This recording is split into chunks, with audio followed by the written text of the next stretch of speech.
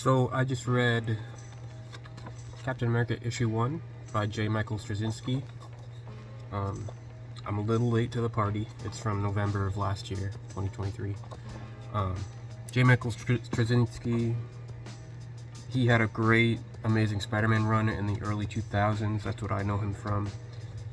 That's why I picked up the book, is from seeing his name on the cover. Yeah, I read this one. I got the, it's hard to see, but I got Frank Miller variant cover. It's quite ugly. Not a fan. But the inside art is very nice. It reminds me of like Civil War, original Civil War, or like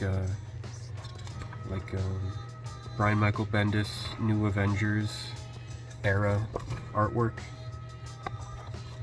But yeah, I'm a big fan of this artwork. But this book, it's about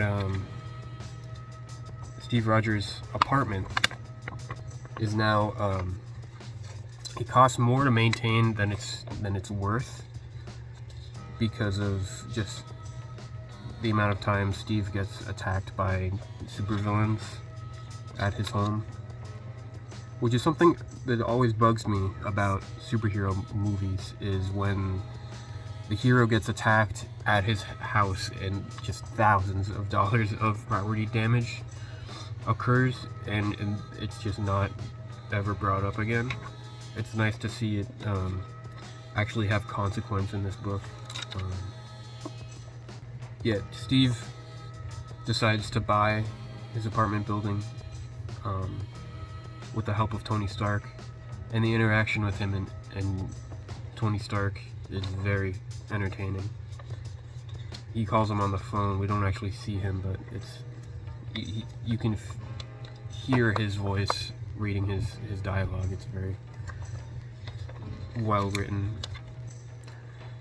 Steve Rogers is always, looking out for the little guy. He has a deep care for everyday people.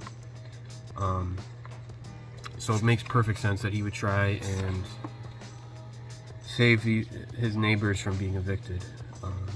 And we get a lot of really nice interactions between him and his neighbors. There's an interaction with a woman who brings him some food, and she mentions that she also brings food to a family that are living in a van at the moment. And later on, that family ends up saving Captain America from getting shot by someone coming up behind him.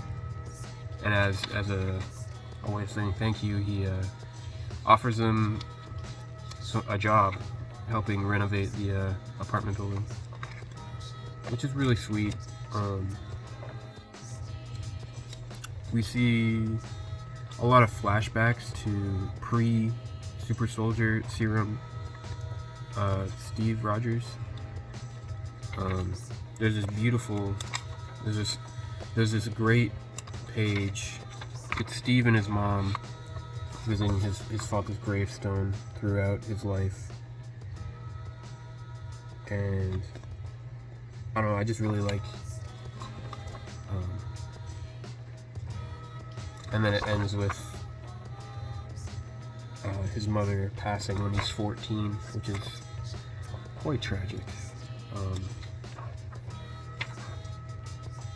But yeah, I just really enjoyed this book. It's a great jumping on point for anyone who's interested in